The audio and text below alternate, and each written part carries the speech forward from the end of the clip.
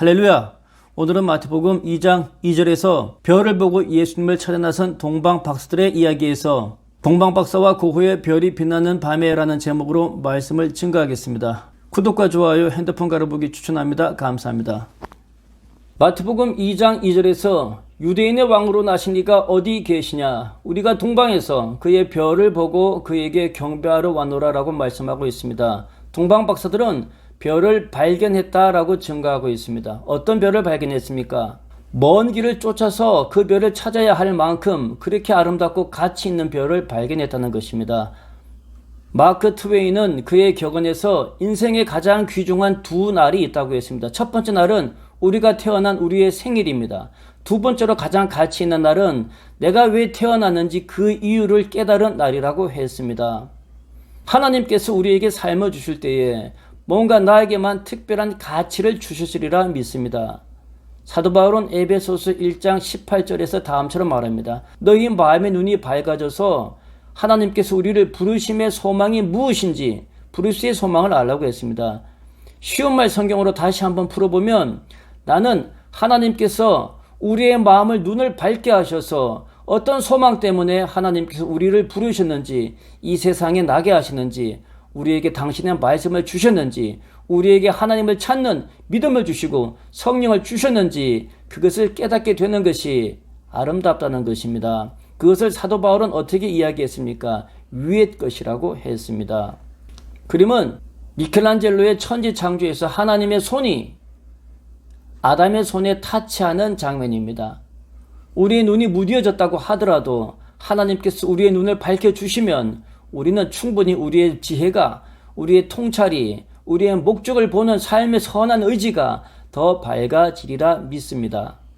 둘째로 동방박사들은 우리가 라고 복수로 표현하고 있습니다. 그러면은 세 명의 동방박사가 별을 찾아서 밤길을 걸어가고 있죠. 혼자가 아닌 것이 얼마나 다행인지 모릅니다. 만약에 혼자라고 하면 그 먼 길을 어떻게 혼자 걸어올 수 있었을까? 세 명이서 함께 우리가 되었다는 것입니다. 셋이서 우리가 되면 지혜를 맞추고 마음을 맞추어서 먼 길을 서로 함께 의지하고 힘을 북돋아가며 올 수가 있는 것입니다. 먼 길을 함께할 마음을 나눌 수 있는 귀한 친구를 사귀십시오. 성경은 끊임없이 친구를 귀하게 여기라고 하고 있습니다. 친구는 쉽게 사귀어지지 않는 것입니다. 내 마음을 다할 때에 친구를 사귈 수 있는 것이고 예수님도 나는 너희의 친구다라고 말씀하였습니다. 전도서 4장 12절 말씀에 한 사람이면 패하겠거니와 두 사람이면 맞설 수 있다라고 했습니다. 세 겹줄은 쉽게 끊어지지 아니한다 하였습니다. 그림은 세 겹줄로 꽂은 십자가의 모습이 아니겠습니까? 한 줄, 두 줄, 세 줄이 꽈져서 십자가를 이렇게 만드는 것인데 참 지혜롭지 않습니까? 로마서 8장 28절에서 사도 바울은 고백합니다. 우리가 알거니와 하나님을 사랑하는 자, 곧 하나님의 뜻대로 부르심을 입은 자들은 모든 것이 합력하여서 선을 이루게 된다라고 했습니다. 어떻게 하면 마음을 합할 수가 있을까요? 기도해야 합니다. 사람 사이에는 언제나 틈이 있고 그 틈에는 욕심과 탐욕과 마귀가 역사합니다. 기도할 때에 우리는 합력하여서 선을 이룰 수가 있습니다. 그리고 세 번째, 동방박사들은 별을 쫓아 나섰습니다. 마태복음 2장 2절의 말씀에 나 혼자가 아니라 셋이서 함께 우리가 된 동방박사들은 동방에서부터 예수님의 별을 보고 예수님에게 경배하러 왔다라고 했습니다. 그들은 별을 쫓아 나선 것입니다. 그 먼 길을 두려워하지 아니하고 구차나하지 않고 발걸음을 내디딘 것입니다. 그림은 인도 히말라야 잔스카 강의 래프팅의 모습입니다. 래프팅은 1단계에서 5단계까지가 있는데 5단계는 절벽이 있고 뒤집어져서 물을 잔뜩 먹는 아주 위험천만한 코스이고 이 코스는 3단계의 코스입니다. 한번 보겠습니다.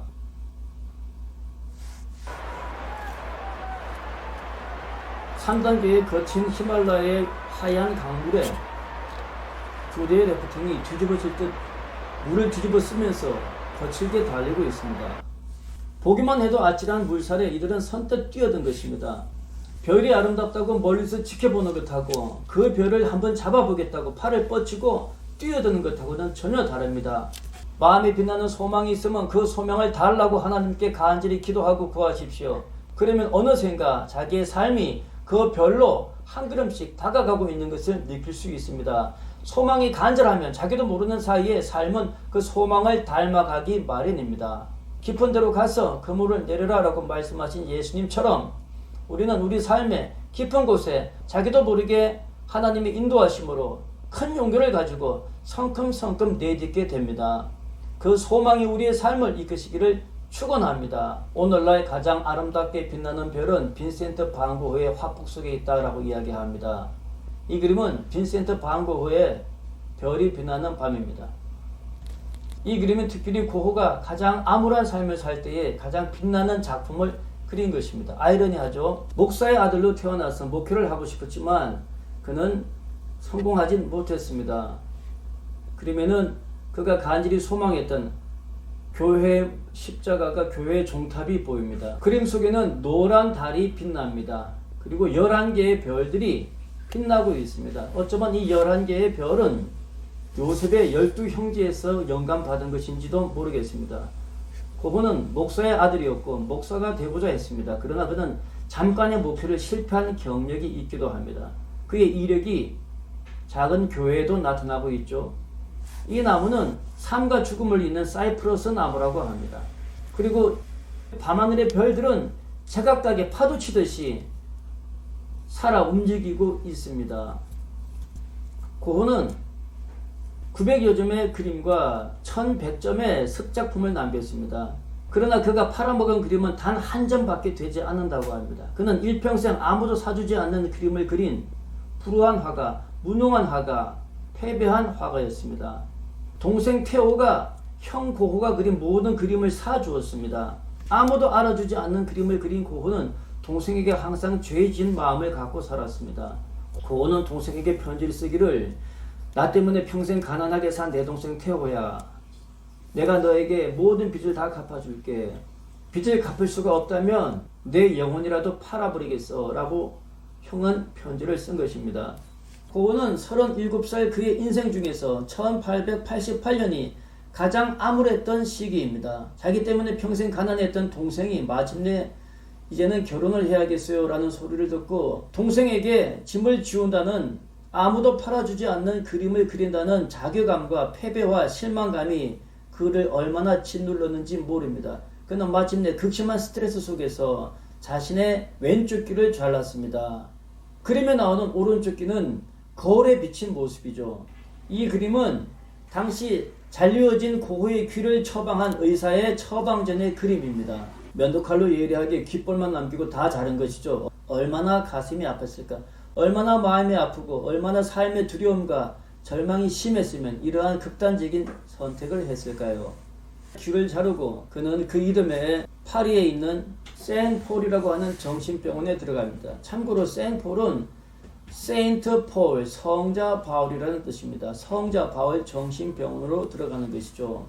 마태복음 5장 3절의 말씀에 심령이 가난한 자는 복이 있나니 천국이 그들의 것이며 애통하는 자는 복이 있나니 그들이 위로를 받을 것이며 라고 말씀하고 있습니다. 예수님께서 심령이 가난한 자, 애통하는 자를 말씀하셨을 때에 그 당시 유대 상황은 우리가 우아하게 이야기하는 마음이 가난한 것이, 마음이 청변한 것이 좋은 거야 라는 식의 우아한 상태의 것은 아니었습니다.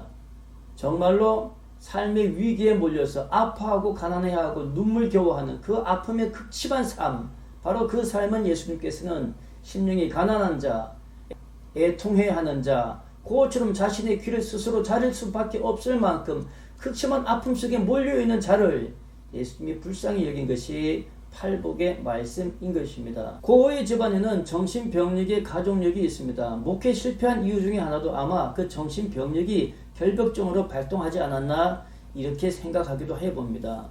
또 더구나 서양은 한국처럼 맑은 해가 투명한 햇살이 많지 않은 나라입니다. 영국은 한국의 가을 햇살처럼 투명한 날이 1년에 15일밖에 되지 않는다 하지 않습니까? 그래서 유럽은 기후 자체가 음울하고 우울증 환자가 너무나도 많이 있습니다. 이 아름다운 별이 빛나는 밤에 이 작품은 바로 이 장소 생폴 성자 바울 정신병원에서 마지막으로 그린 작품입니다. 가슴 아프지 않습니까? 그리고 그 이듬해 그는 생을 마감하게 됩니다. 목사가 되고자 했지만 가족의 정신병력이 있어서 실패하였고 그렇지만 그는 평생 하나님의 말씀을 마음에 품고 산 사람이었습니다. 아무도 사주지 아니하는 그림을 2000점이나 그리면서 그는 다음처럼 이야기했습니다. 내가 죽으면 많은 사람들이 가난한 사람들을 어루만지는 그림을 그린 화가라고 나를 기억할 거야 라고 했습니다. 그 말씀은 진실이죠. 한국 사람들이 추사의 세안들을 보고 어려움을 이겨내는 것처럼 서양의 많은 사람들은 이 빈센트 반 고흐의 별이 빛나는 밤에를 보고 그들은 절망을 이겨내고 있는 것입니다. 우리는 지금 힘들고 어려운 시대를 겪고 있습니다. 확진자 900명씩 나오고 3단계로 격상한다고 하지 않습니까? 어쩌면 우리는 혹은 여러분과 저는 인생에서 일생에서 가장 어려운 때를 살고 있는지도 모르겠습니다. 이 삶의 시대적 스트레스가 모두에게 미치고 있기 때문입니다. 편한 사람은 사실 아무도 없습니다. 힘내십시오. 어쩌면 가장 힘들고 어려울 때 이때가 가장 빛나는 순간인지도 모르겠습니다. 사도 바울도 그러지 않았습니까? 약할 때가 가장 강하다고. 어두울 때가 가장 하나님의 은총이 밝을 때인 것입니다. 감사합니다.